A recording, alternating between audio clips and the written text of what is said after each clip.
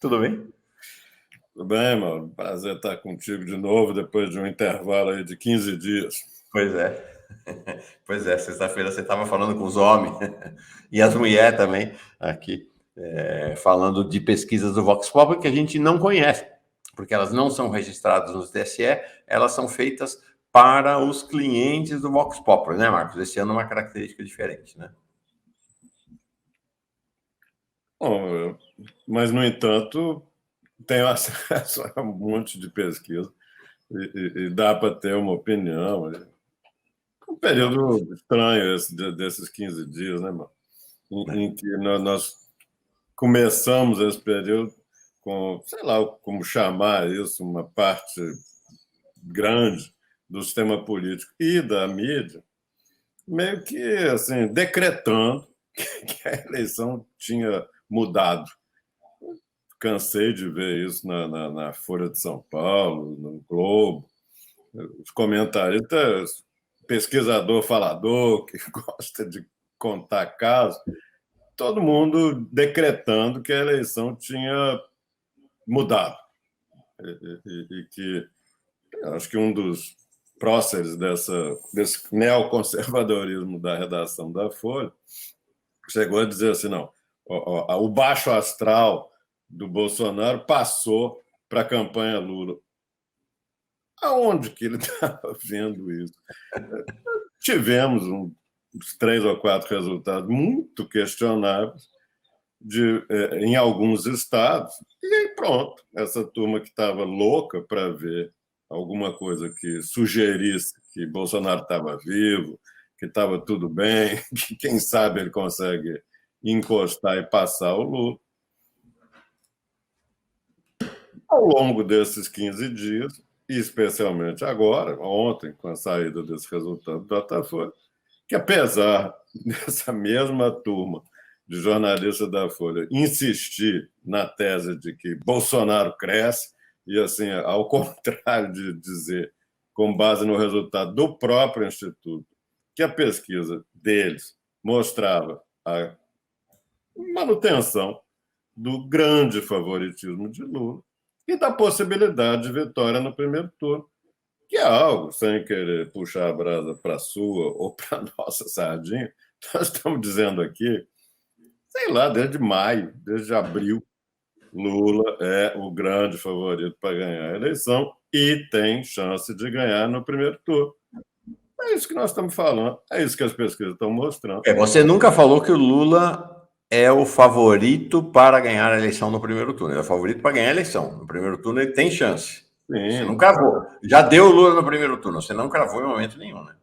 Não, os números, as pesquisas feitas no âmbito nacional, estadual, regional, local, que é a base que nós temos para tentar antecipar o que o eleitor deverá fazer, poderá fazer agora, no dia 2, daqui a 40 dias, nunca foram claras a esse respeito. Também tem outros, né, espalhados pela imprensa aí que quer chance de Lula ganhar no primeiro turno cai. Cai de quê para quê?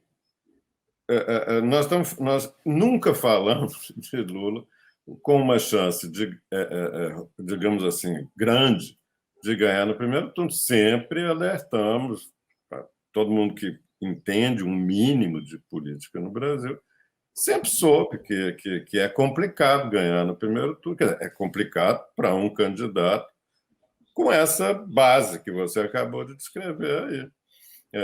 É um candidato popular, um candidato que é fundamentalmente enraizado na classe trabalhadora, que tem a simpatia de uma parte enfim, das pessoas que pensam nesse país, mas que não é definitivamente o candidato das elites.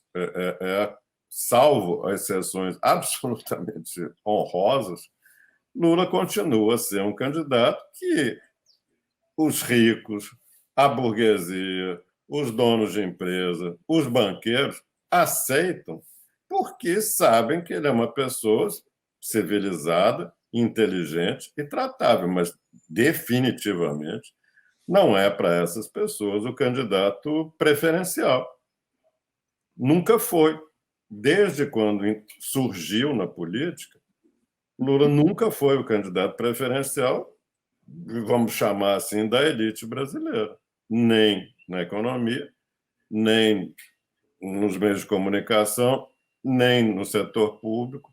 Tem pedaços gordos da burocracia estatal, cheio de gente que é abertamente contra Lula, que patrocinou esse picareta desse Moro, com a picaretagem dos procuradores picaretas em torno dele, numa boa, porque era assim, deixa esses caras fazer o trabalho sujo, porque o resultado final é o que nós queremos, é acabar com o Lula, acabar com o PT.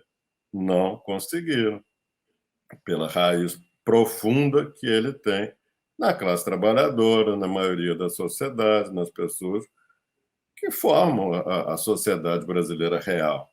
Então, pronto, é isso que nós temos agora. Uma torcida, às vezes explícita, às vezes escondidinha, de assim, vamos manter acesa a chama da esperança de que Bolsonaro ainda talvez consiga repetir 2018. E estão dispostos a aceitar tudo. Aí, para essa turma, né, Marcos, especialmente no jornalismo, tem um altar no escritório de cada um deles, um altar em oração para o segundo turno.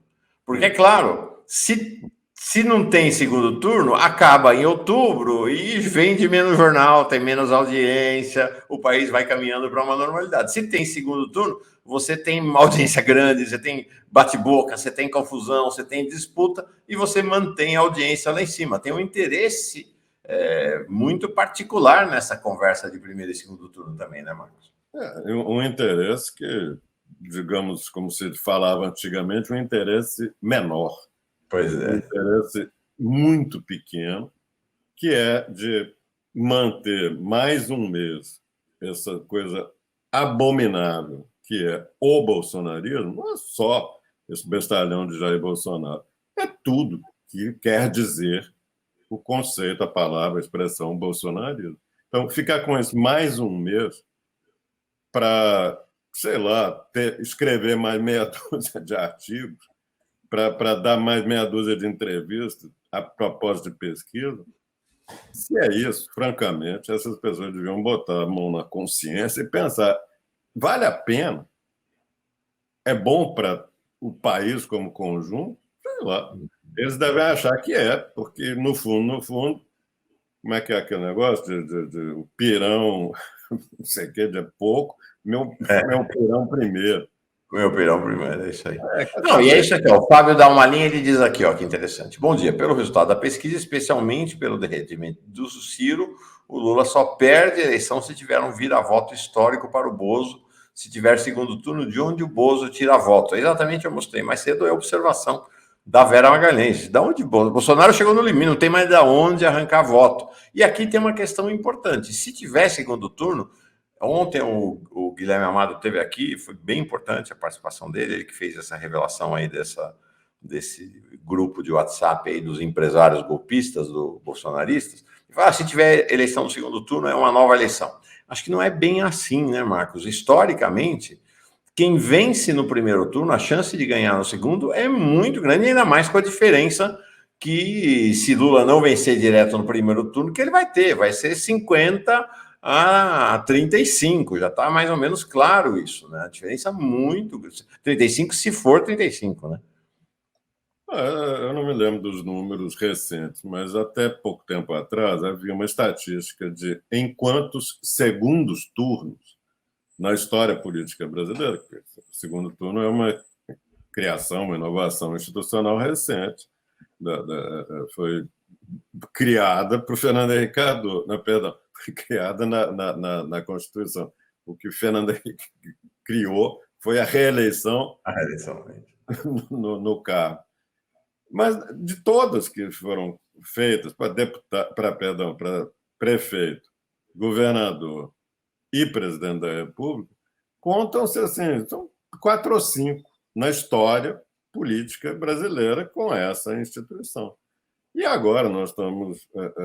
E para presidente só houve uma vez em que um candidato diminuiu a votação no primeiro para o segundo turno.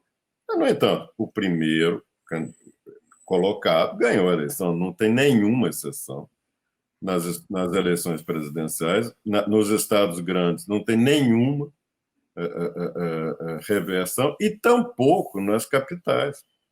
Então, é uma exceção na exceção haver uma mudança, tal do segundo turno é uma nova eleição. Para quem? Para quem? Só para aqueles que não votaram em Lula ou em Bolsonaro no dia 2. Porque para quem votou em Lula e em Bolsonaro, todas as pesquisas mostram que, salvo exceções notabilíssimas, o voto é confirmado. Quem votou em Lula continua a votar em Lula. Quem votou em Bolsonaro continua a votar em Bolsonaro. De onde que, para quem que é uma segunda eleição? Para os toma lá da cá 10%, provavelmente menos, porque tem razão, essa imagem de derretimento do Ciro é visível. O Ciro simplesmente sumiu. Ninguém tem mais interesse por ele próprio brigou. É verdade, isso ninguém mais dá bola, né? O Ciro fica lá, ninguém nem dá atenção mais. Então é difícil imaginar quantos que são esses que terão que tomar uma nova decisão. Eu votei no Ciro Gomes no primeiro turno, agora o que eu faço? Nós temos pistas muito boas a esse respeito. E não é só perguntar se a eleição no segundo turno ficar entre Bolsonaro e Lula, como que a senhora vota? Nós temos, mas nós também temos as perguntas que são feitas normalmente nas pesquisas a esse respeito. Como é que você avalia um? Como é que você avalia o outro? Como é que você votou em quem na eleição passada? O que você fez na sua história de escolhas eleitorais? Nós temos assim, uma indicação absolutamente, digamos assim, definitiva, naturalmente, com o que pode haver de definitivo nesse tipo de comentário, um conjunto de evidências de que esses 10% que não votam em Lula no primeiro turno, 80% votam nele no segundo. Por isso é que ele amplia significativamente a vantagem em todos os cenários do segundo turno, o que leva até a discutir se é assim, bom para Lula ganhar por pouco no primeiro turno, que é isso que a margem parece ser, ou 1, 2, 3, 4, ou por 20, que é o que ele teve na eleição de 2006, no segundo turno contra o Alckmin, e que ele próprio avalia, já falou isso publicamente, que foi muito bom para ele, que tenha havido aquele segundo turno, permitiu que as pessoas repensassem algumas coisas, os que tinham dúvidas a respeito dele sanaram essas dúvidas, votaram nele, e ele chegou muito forte no início. Ao contrário desses analistas que agora ficam falando que o Lula está caindo, o Bolsonaro subindo, tal, que naquela época também acharam que foi uma grande derrota do Lula não ter vencido no primeiro turno o Alckmin. Né? Bobagem, sabe? Essa mitologia que nós temos na nossa cultura, umas bobagens. Aliás, assim, tem muito respeito pelo Amado, mas convenhamos que não está mais na altura de repetir digamos, esse chavão de que o segundo turno é uma nova eleição. Não há nenhuma evidência disso. Deixa eu te mostrar, Marcos, duas coisinhas, e aí eu queria ir para o que nos interessa, né? São as macro tendências, mega trends, como dizem. Então, olhar o agregado. Mas antes, eu queria ouvir uma ponderação técnica sua, que é a mesma que o Gilberto Cruvinel. Cruvinel, estamos na mesma pegada aqui. Eu tinha botado essa tela aqui, e o Cruvinel fez esta pergunta aqui. Bom dia, Marcos e Mauro. A pesquisa Datafolha com 5.700 na amostra é mais precisa que a do IPEC? Então, eu comentei antes de você chegar, Marcos, isso, né? O Datafolha ouviu 5.744 pessoas. O IPEC ouviu o que as pesquisas presenciais estavam ouvindo até agora, até o próprio Datafolha. 2.000 pessoas, ao redor de 2.000. Tem diferença? Qual é a diferença entre ouvir 2.000 e ouvir 5.744? Muito pequeno. Porque, no caso do Datafolha, não é uma amostra nacional de 5.700 casos conceitualizada e operacionalizada para representar o conjunto do país. É uma amostra base nacional e um conjunto de expansões em alguns estados. É por isso que chega a 5.000. Eles não explicar, provavelmente em algum lugar isso vai sair, porque isso é apenas, com perdão da uma palavra, apenas digamos assim, um tratamento publicitário da pesquisa. Porque não é uma pesquisa nacional de 5.700 casos. Você pega os 2.000 e tanto que eles estavam fazendo, não sei se era 2.500, 2.600, e aí você tem que, para poder falar do estado de São Paulo em separado, você bota mais 1.000. Aí você já está falando de 3.500. Você bota mais 1.000 em Minas Gerais, você já está falando de 4.500. Você bota mais 1.000 no Rio de Janeiro, você está com 5.000 e pico Por entrevistas. isso que o Datafolha fez o recorte São Paulo, Minas e Rio, porque ele aumentou a amostra nesses lugares. Falei mó bobagem, então, Marcos, antes de você chegar, porque eu falei, não, Por quê? dá mais credibilidade, agora eu entendi. Não sei se as pessoas entenderam, o que o Marcos disse, se eu entendi, Marcos, ia ser isso, que não é um assunto realmente fácil. Não é que o Datafolha pegou aquela amostra de 2.000 e expandiu essa amostra para 5.000, mantendo a proporção de município médio, pequeno, de escuta, não. Ele pegou aquela amostra de 2.000, manteve ela e inflou nessa amostra um campo maior em Minas, um campo maior no Rio e um campo maior em São Paulo, para poder falar da eleição nesses estados. É isso, né? Exatamente, exatamente. E eu falei 1.000, porque eram 3, e para chegar de 2.500, que é a amostra base que eles estão usando, em 5.000 e tanto, basta você botar mais 1.000 em cada lugar.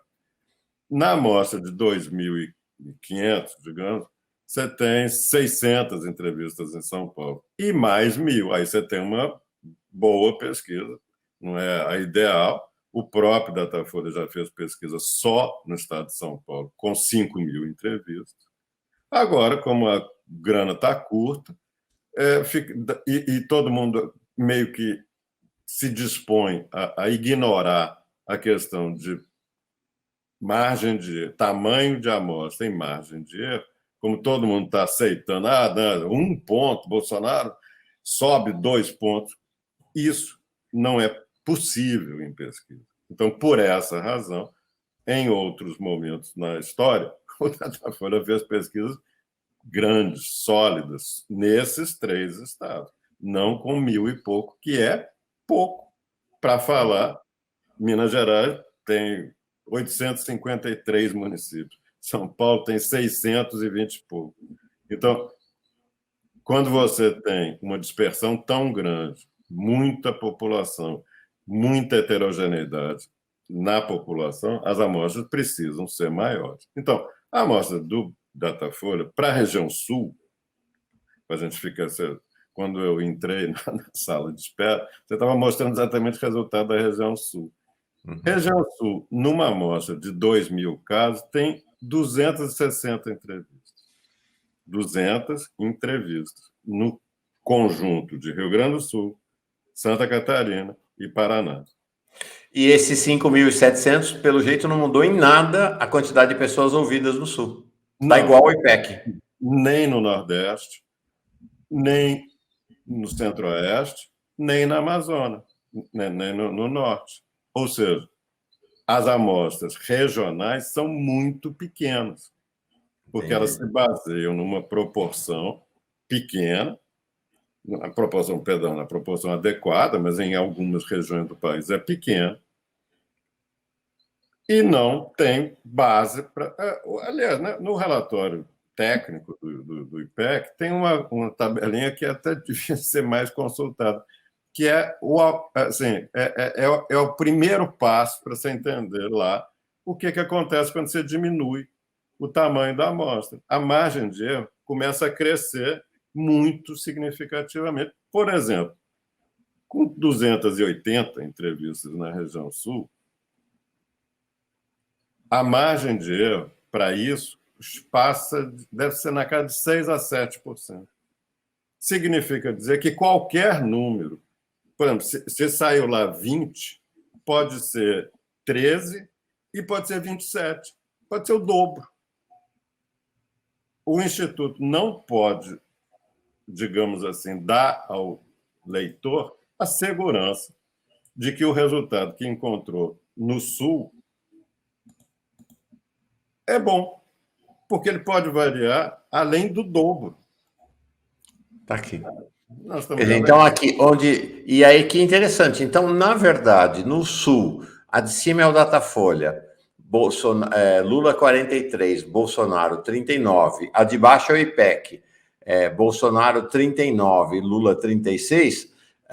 Na verdade, as duas pesquisas podem estar dizendo coisas diferentes e coisas absolutamente iguais por conta dessa margem de erro enorme, né?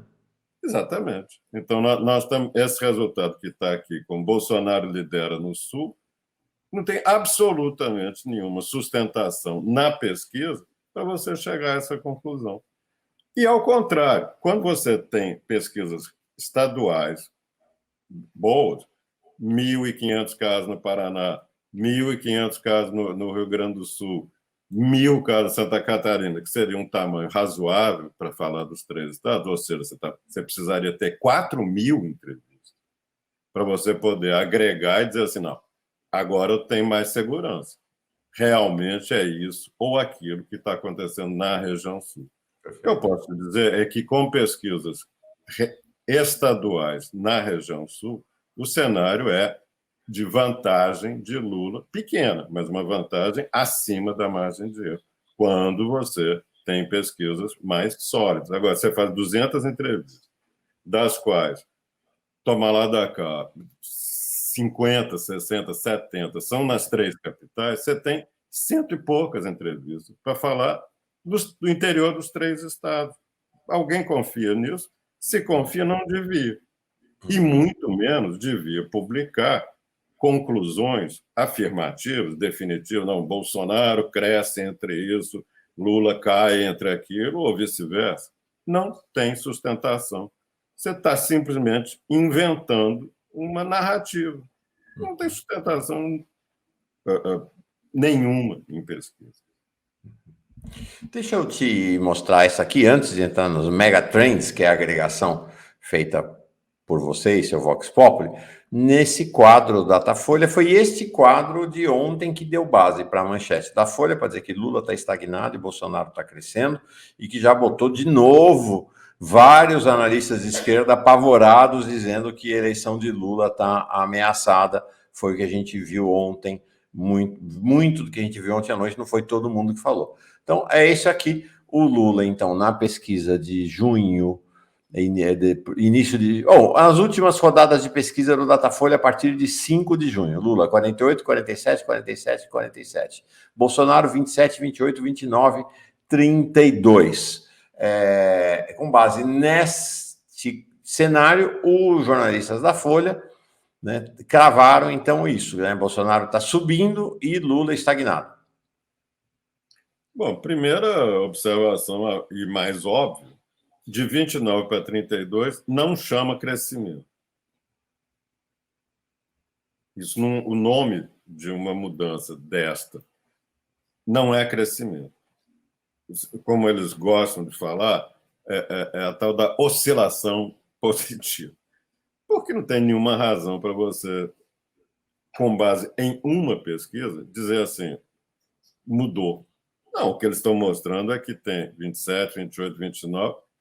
Quem falou que o passo seguinte é 32? Então, cautela e canja de galinha na interpretação de pesquisa. O que você pode falar, fala. O que você não pode falar, tenha cautela. Não há nenhum sinal de que Bolsonaro esteja crescendo. Segundo lugar, a mesma tabela mostra que está difícil de enxergar quantos dizem não saber. Mas nós supomos... Está 7%. Que é... Oi? 7%. Não, 7% é a Tebet. Desculpa. 7% é o Ciro, branco, nulo, não sei, 7%, não sabe, está 2%.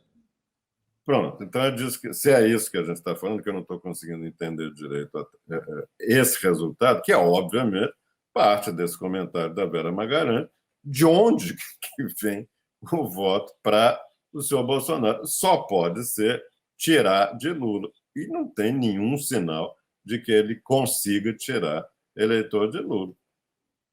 E nota que esta pesquisa aqui, assim como a pesquisa do mês passado, o conjunto de pesquisa do final de julho decretou a inutilidade da política de preço de combustível para alavancar a candidatura do Bolsonaro, apesar de ter havido gente, especialmente esses aí que gostam de falar muito a propósito de pesquisa, que ainda não tinha acontecido. Já tinha sido mudada a política de preço, já tinha um mês. Mas, sei lá, vai ver que as pessoas supõem que o cidadão ou a cidadã foi no posto de gasolina, encheu o tanque, pagou menos, mas não notou. Como assim não notou? É óbvio que a política de preço de combustível foi feita com esse timing para melhorar a chance eleitoral do senhor Bolsonaro e não teve absolutamente nenhum efeito. Agora, quem disse, quem andou falando, que ainda não tinha se manifestado, ficou dizendo que a mudança que estava vendo se explicava por conta do auxílio emergencial, que é a outra única bala na agulha que o senhor Bolsonaro teria para tentar ficar mais competitivo. Não é para passar o Lula, não é só para ficar competitivo. Porque hoje ele não é um candidato competitivo. Vamos combinar, foi pago dia 6 o auxílio, hein? Dia 6. Essas pesquisas foram feitas, uma de 12 a 14 e outra de 16 a 18. Mais de 10 dias já do Datafolha. Quem estava achando que Bolsonaro ia arrebentar a boca do balão porque o Auxílio Brasil ia revolucionar, ele ia virar um sujeito querido, não aconteceu nada. Ele continua lá. Se quisermos, assim, forçando a barra, ver o crescimento do Bolsonaro ao longo desse mês no Datafolha de 3 pontos, é uma baita frustração de expectativa.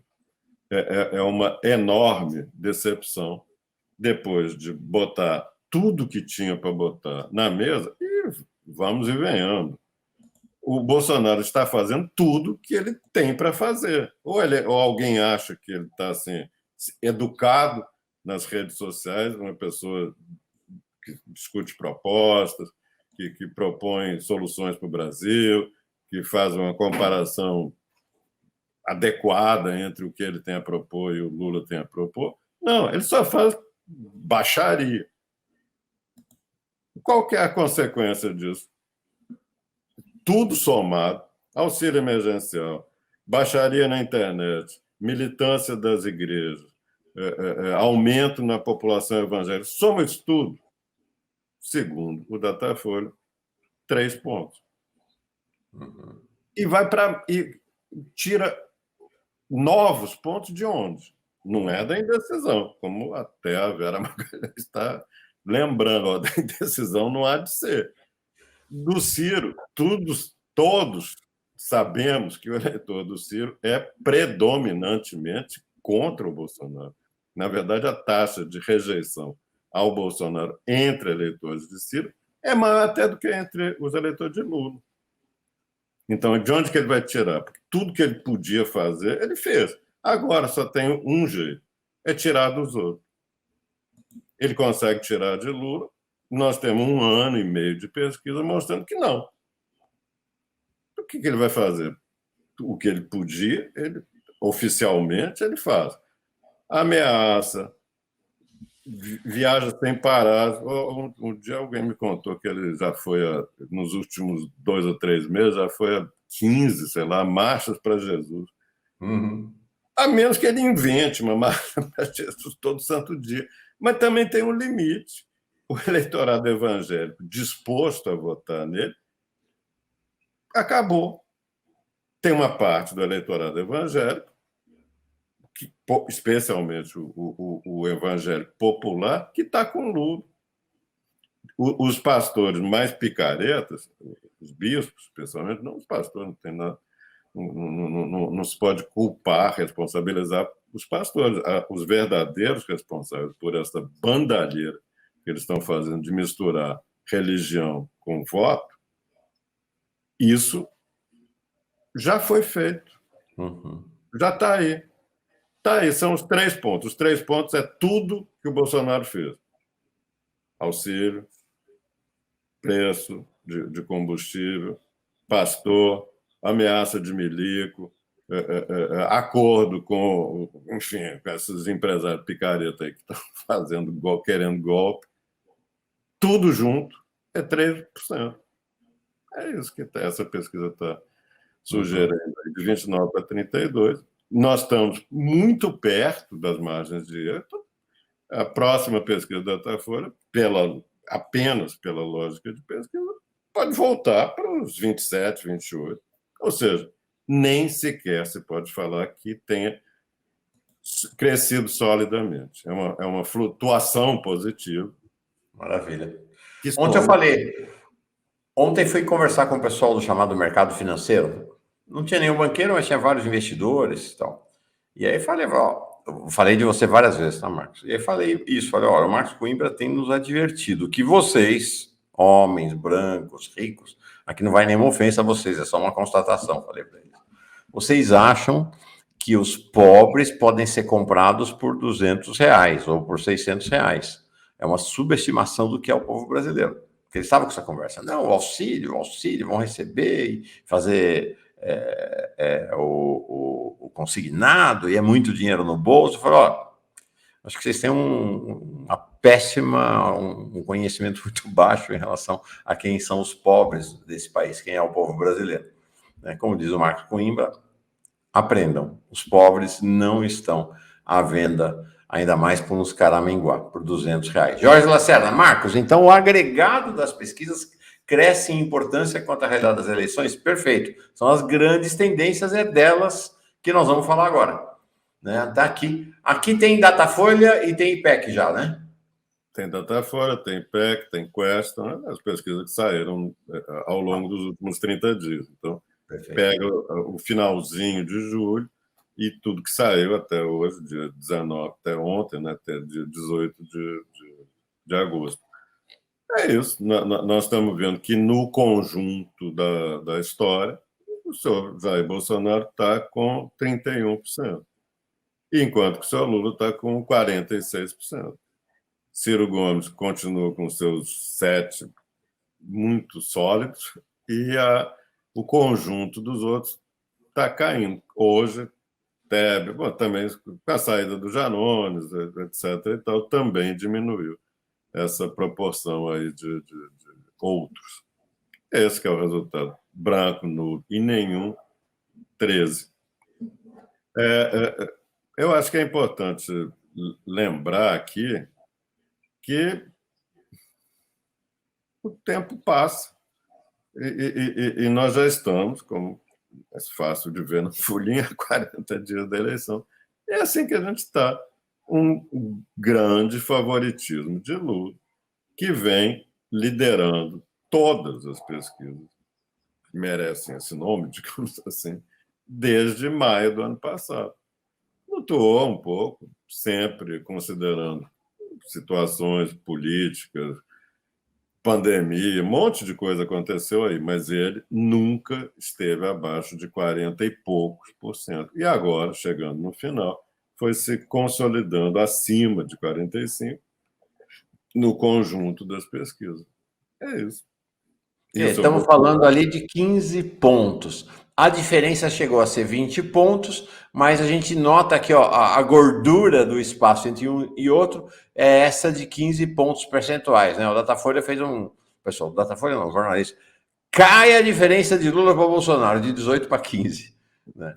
Então, mas é isso, a gente vai olhar aqui, 46 a 31, 45 a 31, 47 a 29, a gente está vendo uma cristalização da diferença ao redor dos 15, né, Marcos? Na próxima tela que você vai mostrar, onde tem o voto válido. Aqui é o voto estimulado presencial, só os votos válidos, tá, gente? Tirando branco, nulo e não sabe. Isso. Então, não sabe, hoje, é a menor parcela desse conjunto, a maioria das que respondem branco, nulo e não sabe, é branco e nulo, que está na casa de 9. Sobra isso que a Vera Magalhães fez a conta, sobra 2 para Bolsonaro crescer, porque quem está até hoje dizendo assim, eu sou Ciro e não mudo. E olha só como é que Ciro é absolutamente linear. Esse, você pode esquecer que não vai desistir de Ciro para passar para Bolsonaro. No segundo turno, ele vai votar em Lula. Está dizendo isso com toda clareza. Então, pronto, no voto válido, desde abril, na verdade, desde março, Lula vem se mantendo num patamar de chance de ganhar no primeiro turno. Nunca foi grande. 54, 50. O melhor resultado aqui foi 54 em junho. Qual que é a diferença de 54 para 53? Eu não sei. Do ponto de vista de pesquisa, a chance permanece, não é grande. No entanto, se houver segundo turno, a chance de uma vitória muito significativa de Lula no segundo turno é o cenário de simplesmente todas as pesquisas. Nesse caso, não tem nem as ligadas ao bolsonarismo conseguem inventar tanto que Bolsonaro ganha no segundo turno. Não, Bolsonaro perde. A Rita Vieira diz aqui, sempre dói esse discurso das elites, sempre foi esse, desculpa, Vera. Teve uma redigitação ali errada aqui, mas é isso aí, sempre foi esse. Que os votos de Lula sempre foram por causa da esmola do Bolsa Família e outros programas sociais do PT. Agora, se você me permite, concordando integralmente com a Rita, que acabou de falar isso, o que é mais, assim, mais sem vergonha são essas pessoas que falaram isso de Lula, da ascensão do PT, das esmolas, etc.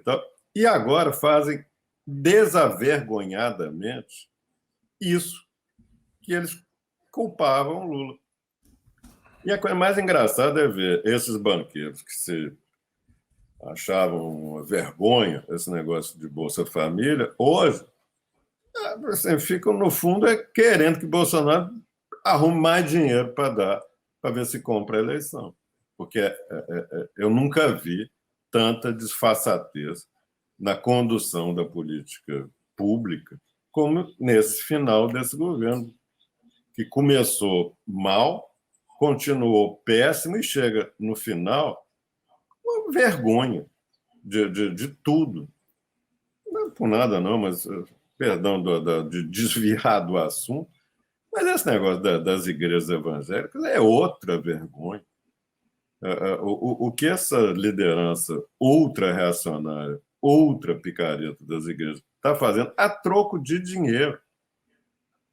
Essa última,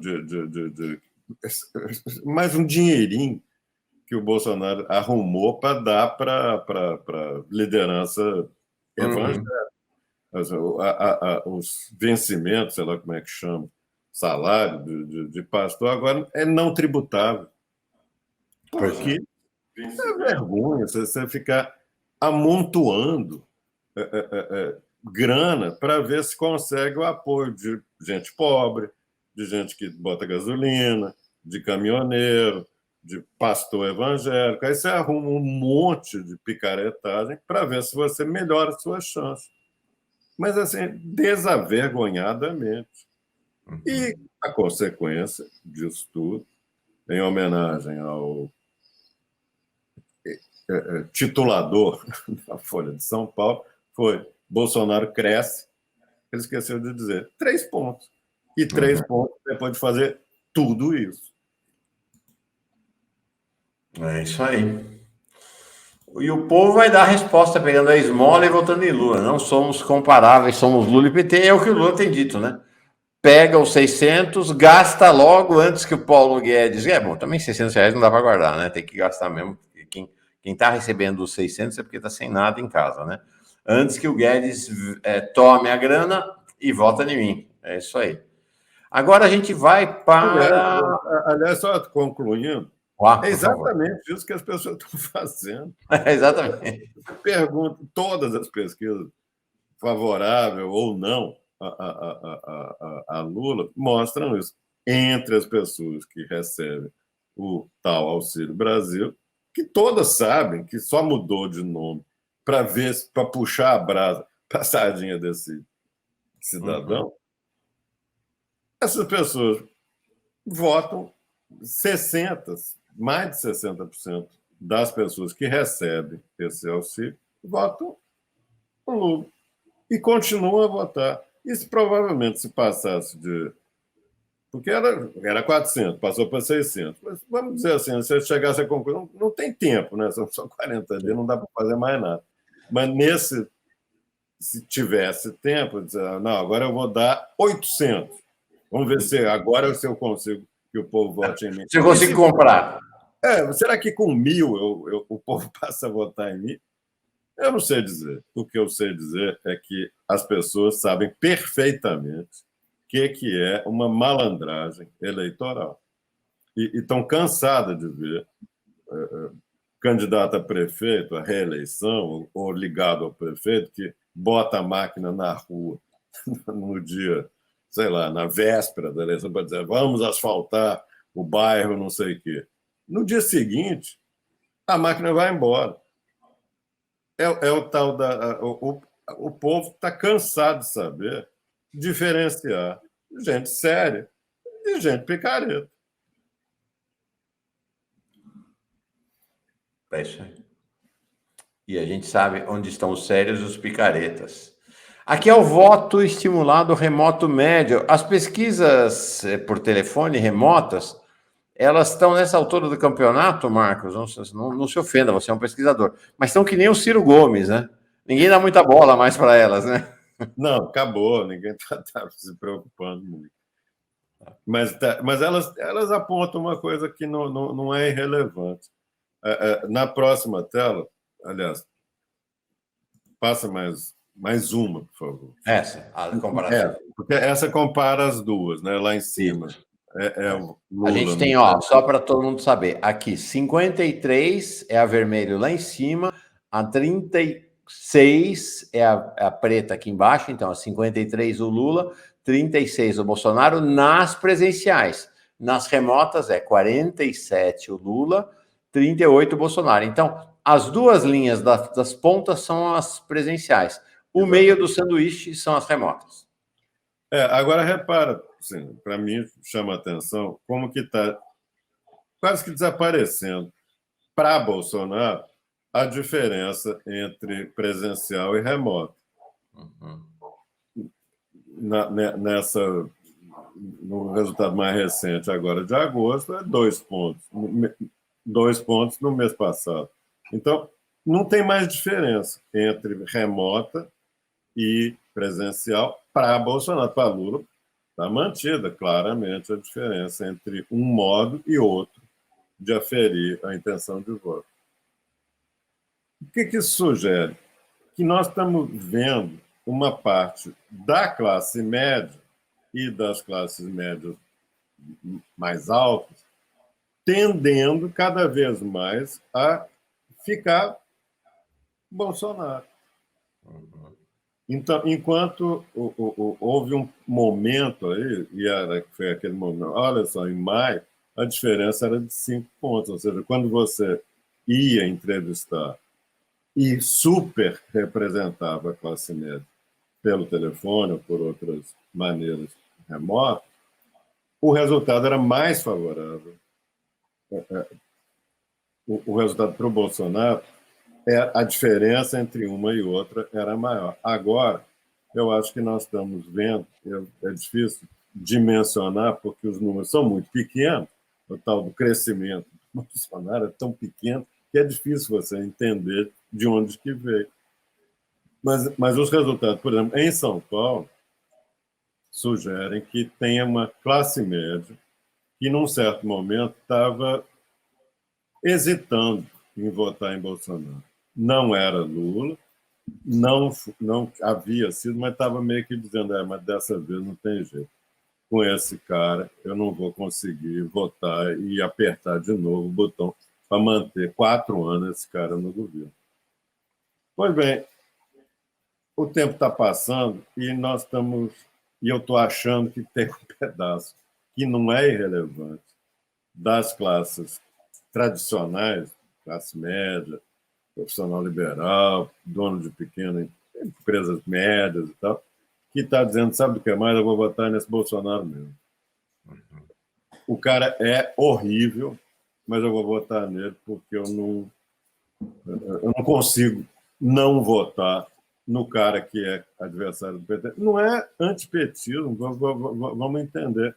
É uma aversão, sei lá, orgânica ao pensamento progressista, à igualdade entre as pessoas, a uma visão de direitos humanos e de política de segurança. Então, tem um conservador que estava hesitando se votava no Bolsonaro, mas eu acho que vai acabar votando. Agora, como isso mistura com a coisa evangélica, mistura com alguns outros componentes, tem a ver com questões puramente ideológicas. É difícil dizer se é ou não é, mas que houve esses crescimentos, esses tais 3 pontos, que ainda estavam na mesa para decidir, uma parte foi para Bolsonaro, e eu acho que era uma espécie assim de falso não sei, falsa indecisão. No fundo, é apenas um eleitor que reacionário e que topa votar nisso, que é o bolsonarismo. Perfeito. Vamos olhar segundo turno? Bora. Bora. Tá aqui. Votos válidos presencial para o segundo turno. Então é o segundo turno puro, né? Sem, não sei, indefinido, tal. Qual é o cenário para o segundo turno? Nós estamos vendo que o melhor resultado para Lula foi, naturalmente, no ponto mais baixo de Bolsonaro, porque aí é soma zero. Né? Lula chegou a ter 68 no voto válido, na média das pesquisas presidenciais no segundo turno, e Bolsonaro tinha 30. Nós estamos num cenário de 70-30. Esse cenário era muito pouco realista. Bolsonaro estava muito fragilizado nessa altura. Soma tudo. Essa porcaria de política econômica, porcaria de política de saúde, Sérgio Moro se viabilizando, foi o fundo do poço do Bolsonaro. Perdendo, nessa altura, Lula e Bolsonaro empatavam, ou até Lula ficava na frente no eleitorado evangélico. E aí, pronto, teve um conjunto de reações. O Moro foi embora, as lideranças evangélicas entraram em campo para sustentar o Bolsonaro e foi aos poucos chegando à situação que nós estamos hoje. É uma vitória em segundo turno histórica e é isso que parece que vai acontecer se houver segundo turno. Bolsonaro vai ficar 20 pontos atrás em termos de votos válidos. Perfeito.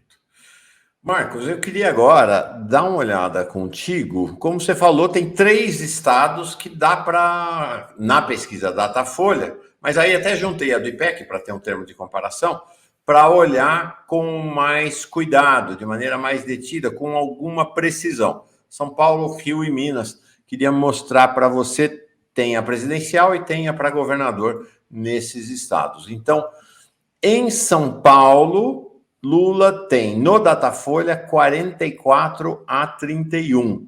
No IPEC, 43-31. Duas pesquisas idênticas, feitas com amostras boas, de tamanho perfeitamente razoável, e que mostram exatamente a mesma coisa. Contrariando pesquisa que andou saindo ao longo desse mês de agosto, que foi lida, foi interpretada assim: acaba a vantagem de Lula em São Paulo. Não acabou nada. A vantagem de Lula em São Paulo se mantém muito alta. Lembrando, não é nunca possível esquecer que o PT, a última eleição presidencial que o PT ganhou em São Paulo foi há 20 anos. Foi na eleição de 2002. Em 2006 perdeu, 2010 perdeu, 14 e 18. E por proporções crescentes as derrotas das candidaturas presidenciais do PT, do próprio Lula para o Alckmin, da Dilma para o Serra e depois para o Aécio, e depois o Bolsonaro ganhando do Haddad.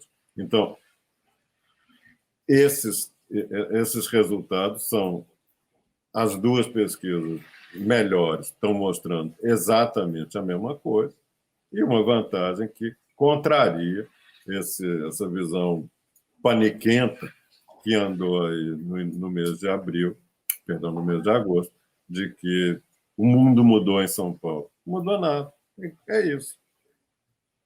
Perfeito. Ó, só para ter em mente, em 2018, em São Paulo, no primeiro turno, votos válidos. Bolsonaro teve 46 e Haddad 29. Aqui é votos totais. Se a gente for para votos válidos, Lula vai estar com mais do que os 46 que o Bolsonaro teve. Tá com jeito, isso aqui deve encostar ali em 49, 50 para Lula em São Paulo em votos válidos, né? Realmente muito forte. Considerando só esses candidatos, ele ganharia a eleição no primeiro turno. No primeiro turno em São Paulo. Impressionante. Impressionante. Rio de Janeiro. Rio de Janeiro, no Datafolha de ontem, Lula tem 41, Bolsonaro 35. No IPEC, Lula tem 41, os mesmos 41, Bolsonaro tem 37. Exata, de novo, uma convergência quase completa, né, entre as duas pesquisas. Também contrariando informações, pesquisas, interpretações de que Bolsonaro passa Lula no Rio de Janeiro. Nunca passou. Que eu saiba, que eu conheça de pesquisa, sei lá, correta. O que nós estamos vendo é uma vantagem pequena, mas uma vantagem sólida, porque ela vem se mantendo há muito tempo na série de pesquisas melhores. Agora, você tem uma situação no Rio complicada. Todo mundo sabe que o Rio de Janeiro é um estado que atravessa um momento muito complicado na sua cultura política, depois da sucessão de frustrações, decepções, constatações de bandalheira de governo. Isso que o Cláudio Castro anda fazendo com o negócio de contratar cabo eleitoral e pagar com dinheiro público é uma vergonha. Né? Sim. E isso é apenas a sequência de não sei quantos mil anos. Perfeito. Vamos para Minas Gerais. Minas Gerais tem uma diferença importante entre as duas pesquisas. No Datafolha, Lula tem 49, no IPEC 42, uma diferença de 7 pontos. Para Bolsonaro, não muda. Bolsonaro tem 29 nas duas pesquisas. Então, 49 a 29 no Datafolha, 42 a 29 no IPEC. Essa diferença de 7 pontos, de novo, se a gente quiser levar a sério, esses dois resultados para Lula são iguais. Entendi. Se quisermos fazer uma coisa que não devíamos fazer, é perfeitamente possível explicar como uma reação de um eleitorado que estava assim, falso Lula, assim como existe um falso indeciso, pode haver uma espécie de falso Lula. Eu, francamente, pelo que eu conheço de pesquisa, em Minas, eu diria que é uma coisa que está entre as duas. E entre as duas você está exatamente na margem de erro. 45 seria tira 3 lá, põe 3 aqui, você está quase que exatamente no meio. Ou seja, é uma vantagem, é uma larga vantagem Uhum. e retoma uma tradição de vitórias do PT nas eleições presidenciais em Minas, que se manteve. Foi talvez a principal razão da vitória da Dilma no segundo turno contra o Aécio, que apesar do Aécio ser mineiro, perdeu para ela em Minas Gerais. E isso ajudou decisivamente a compensar a grande derrota que ela tinha tido em São Paulo. Agora, a impressão que dá, Marcos, é que a diferença entre as duas pesquisas, ela tá, isso vai ficar mais claro, eu vou mostrar na avaliação de indecisos, branco, nulo, porque você vê, Ciro e Simone têm a mesma coisa, 6 e 2 no Datafolha, 5 e 2 no. Então, não é daqui que está saindo essa diferença, é de brancos, nulos e indecisos, né? Exatamente. Exatamente. Aí tem, sei lá, tem até questões amostrais que podem ter levado a esse resultado. Você sabe que nós estamos num momento muito ruim para fazer pesquisa, porque uma coisa muito importante que é renda, nós não temos dados. Os últimos dados a respeito de renda no município são do censo de 2010. Nós já estamos com Nossa, 11 anos 21 anos atrás, numa realidade econômica completamente diferente. em que municípios pobres ficaram melhores, municípios melhores ficaram mais pobres. Enfim, nós não temos mais uma base para fazer amostras municipais. E, e os resultados estaduais são baseados em pesquisas por amostragem que o IBGE faz. Então, são as PNADs, a PNAD contínua ou a PNAD regular, que é feita todo ano pelo IBGE. Então, você tem uma informação da média da distribuição de renda no estado de Minas Gerais, mas você não tem a distribuição por município. Então, você manda um entrevistador, sei lá, para o norte do Jequitinhonha, uma região muito pobre, com a mesma estrutura de renda que ele tem que fazer, como se ele tivesse na divisa com São Paulo, uma região muito mais rica de Minas Gerais. Então, esse problema de renda está afetando muito as pesquisas agora. Perfeito. Vamos olhar como isso realmente talvez esteja criando dificuldades para os institutos. Vamos olhar agora a questão estadual, a eleição estadual nos mesmos estados, tá? São Paulo, Rio e Minas. Vamos ver aqui, Haddad no Datafolha 38, Tarcísio 16, Rodrigo Garcia 11. No IPEC, Haddad tem 29, Tarcísio 12, Rodrigo Garcia 9. Vejam a diferença aqui, não é tão significativa assim, mas tem alguma diferença, branco e nulo, no Datafolha 17, no IPEC 23. Não sabe, 11 no Datafolha, 16 no IPEC. Não sei se isso pode ter alguma influência. Esse é o cenário em São Paulo. No Datafolha, Haddad, uma margem bem grande, hein? A margem não é tão diferente, porque se você somar os dois, 21 para 29, se somar 16, 27 para 38, a taxa é mais ou menos a mesma. Tá. A diferença, de novo, tem a ver com... Bom, primeiro tem um monte de candidatos que também aparecem nas listas de governador. Não estou dizendo que eles passam muita diferença, mas não é irrelevante. Tem um monte de outros nomes. De qualquer forma, eu acho que o relevante aqui é constatar o favoritismo do Haddad. E nota, tem algumas eleições estaduais em que a informação do eleitorado a respeito de quem é quem na lista é muito pequena. Você vai mostrar daqui a pouco Minas Gerais, que é um exemplo disso, aonde o quadro, simplesmente nome de fulano, Beltrano e de Cicrano, é um mau preditor do que o eleitor tende a fazer na eleição, porque ele simplesmente não sabe ainda mas vai saber.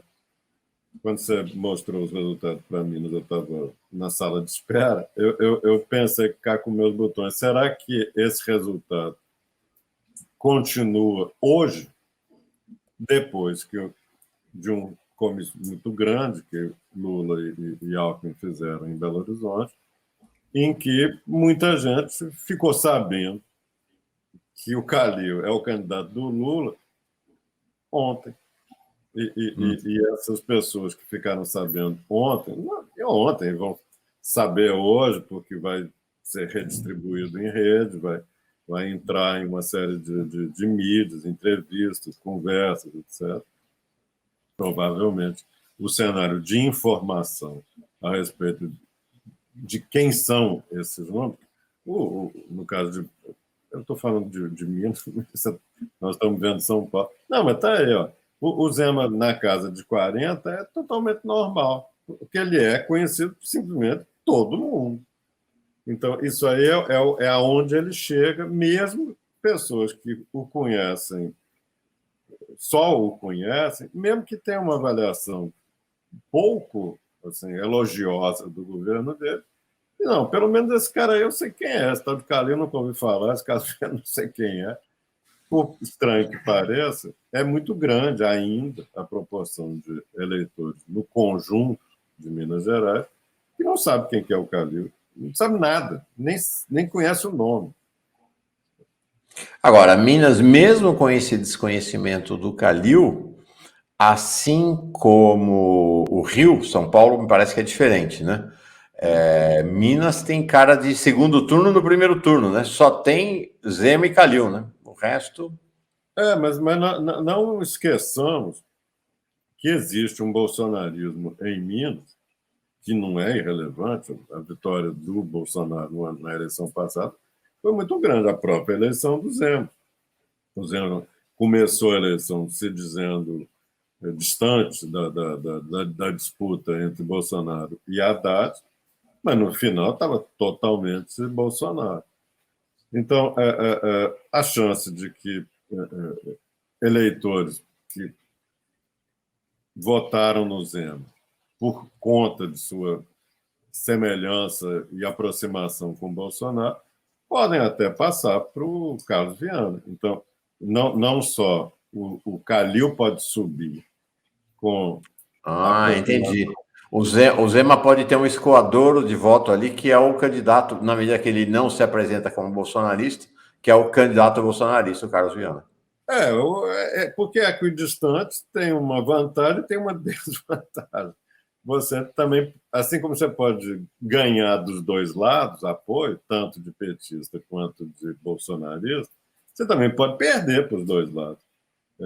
E usemos o cenário para esse final de campanha para o Zema, não é tranquilo se nós tivermos a tendência à polarização nacional que nós estamos vendo em alguns estados, em que simplesmente sumiu a terceira via também nas eleições estaduais.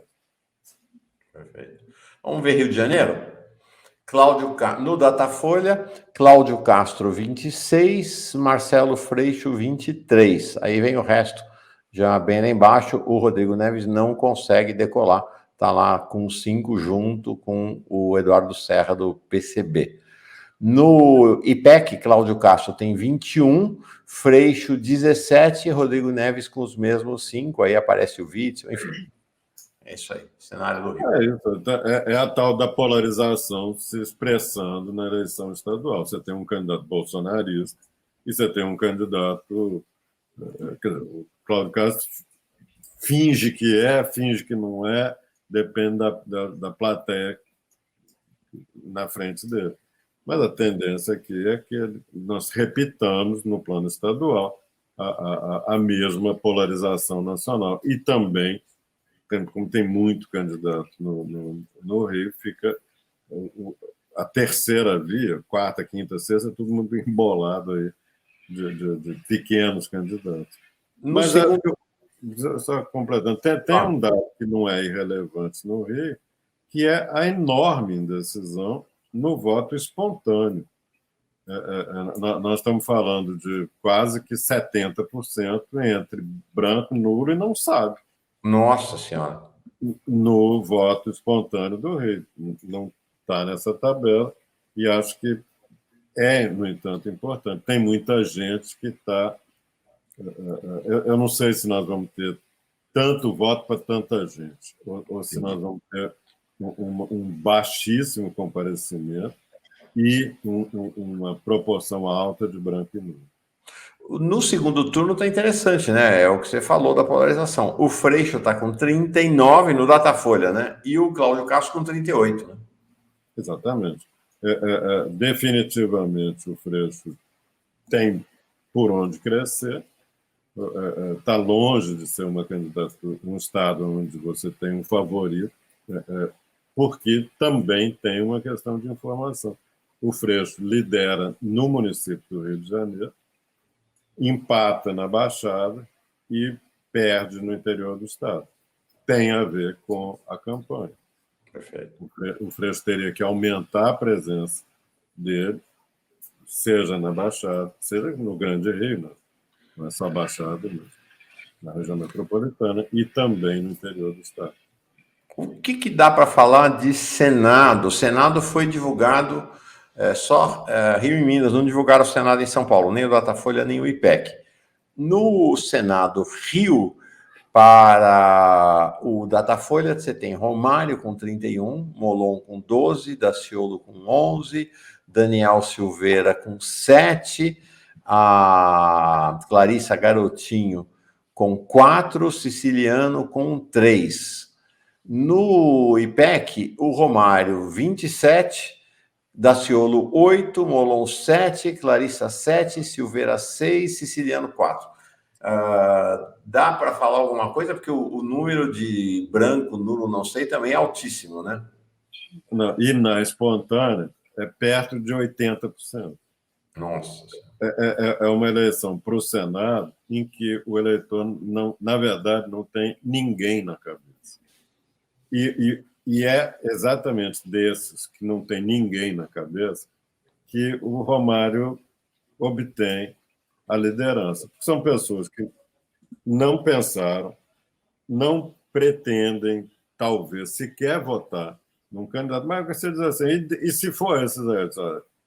Esse Raul Bettencourt, não sei quem é, Marcelo Tatiba, não sei quem é, Marcelo Bárbara, não conhece ninguém.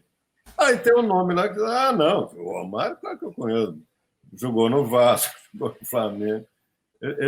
Que eu me lembro, ele só não jogou no Botafogo, dos grandes times do Estado do Rio. E é um sintoma de como que é difícil para um eleitor comum escolher nessa oferta maluca do sistema político. O Romário é simplesmente o único cara que as pessoas sabem quem é. E ele foi... Não me cabe ficar avaliando o trabalho dos outros. Mas o Romário foi um senador absolutamente irrelevante no Rio de Janeiro. Passou 8 anos, eu não consigo me lembrar de uma única vez que o Romário tenha, sei lá, justificado ser um senador da República eleito pelo povo do estado do Rio de Janeiro. Acho que tem uma coisa interessante que você traz, que é isso, ó. Essa turma aí não conheço ninguém. O Romário eu conheço e já me deu alegria. Já me deu alegria na seleção, já me deu alegria aqui no meu time, né? É verdade. Agora, a única coisa boa que essa... Não só essa, mas também, se você olhar Senado em São Paulo, você também vai ver que alguns desses símbolos da eleição de 2018, esses caras que ficaram assim com a cara daquela virada... Janaína Pascoal, esse palhaço desse Daniel Silveira, esse tipo de gente, não existe. Não existe. Eles surgiram do nada na eleição de 2018 e, ao nada, estão voltando. Eu sei que a Janaína, pelo menos, é uma advogada, uma professora, que esse Daniel Silveira é um péssimo policial que, no entanto, virou uma espécie de símbolo dos novos tempos. Está aí, com 7% no estado mais bolsonarista do Brasil. Pois é. A gente não... Desculpa. A gente não tem São Paulo, tá? Não sei porque os dois institutos não divulgaram, não sei se tem uma estratégia de marketing ali, talvez divulguem hoje, não divulgaram o Senado para São Paulo, nem Datafolha, nem PEC, mas divulgaram em Minas. Como em Minas não tem o Romário, não tem ninguém tão disparado na frente, mas olha o cenário em Minas, o Cleitinho Azevedo, do PSC, 12, o Alexandre Silveira, do PSD, que é o candidato da frente, né, da frente Lula-Calil, está com 5, junto com o Bruno Miranda, do PDT, 5, Pastor Altamiro, do PTB, 5, Sara Azevedo, do PSOL, 5, e aí vai os outros já um pouco mais embaixo. O cenário no ICPEC é esse da direita, não está muito diferente. Cleitinho, 9, o Silveira, 5, o Pastor, 5, o Bruno Miranda, 4, e aí vai... Vocês estão vendo lá embaixo, em branco, nulo, nenhum. No Datafolha, 28 e não sabe 27. Aí na espontânea deve estar beirando os 90%. Exatamente. A mesma coisa de outras eleições. Quando você informa o eleitor que o Alexandre Silveira é o candidato, que o Calil e o Lula apoiam, ele fica em primeiro lugar, como é de esperar num cenário como esse, que, no fundo, o que nós estamos vendo aqui é que não tem um candidato natural. Perfeito. E também não deixa de ser sugestivo ver que um ex-ministro do Bolsonaro, deputado federal mais votado em Minas Gerais na eleição de 2018, São Marcelo Álvaro Antônio, tem 3%. Impressionante. Então, a fraqueza do bolsonarismo como movimento político, nós estamos acabando de ver no caso da Janaína, no caso desse outro destalhão, desse Daniel Silveira, e também em Minas Gerais, o candidato oficial do Bolsonaro está com 3%. Perfeito. Pode crescer? Pode. O Cleitinho Azevedo, assim, mutatis mutandis, não deixa de ser uma espécie de Romário.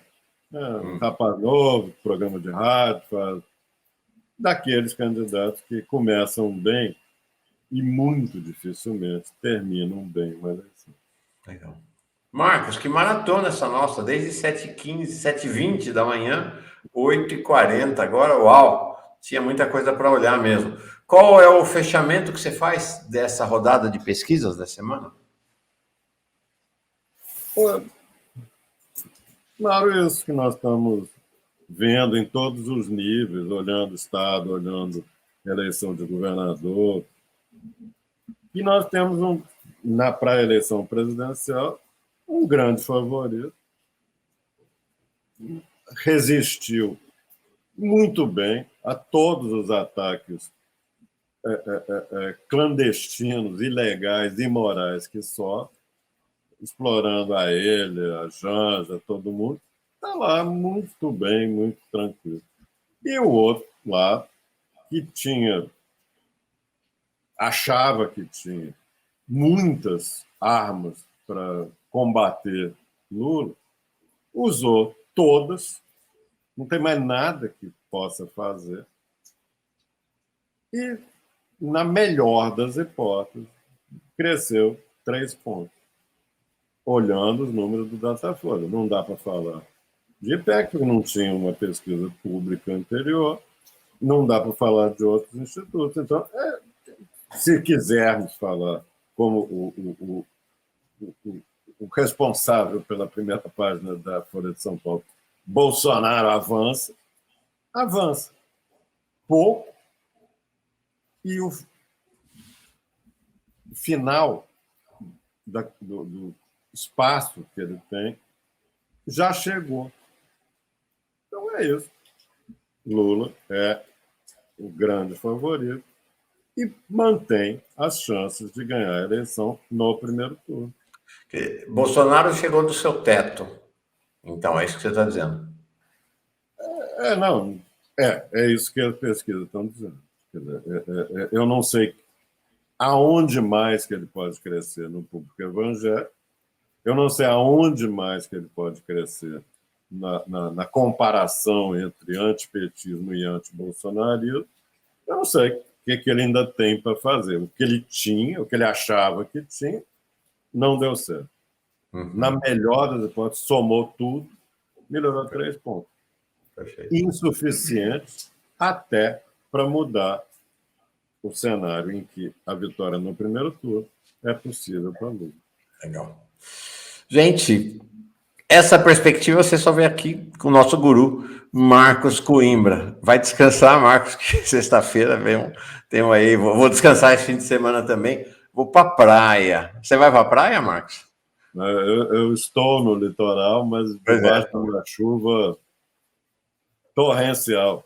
Ixi, tá bom. Aqui em São Paulo a previsão também, chuva e frio. Vai lá para João Pessoa, pelo que eu sei, vai ter um solzinho bom. Valeu, Marcos. Obrigado, viu? Obrigado mesmo, guru. Bom fim de semana. Obrigado, Mauro. Um abraço a todos. Foi um prazer estar aqui de novo.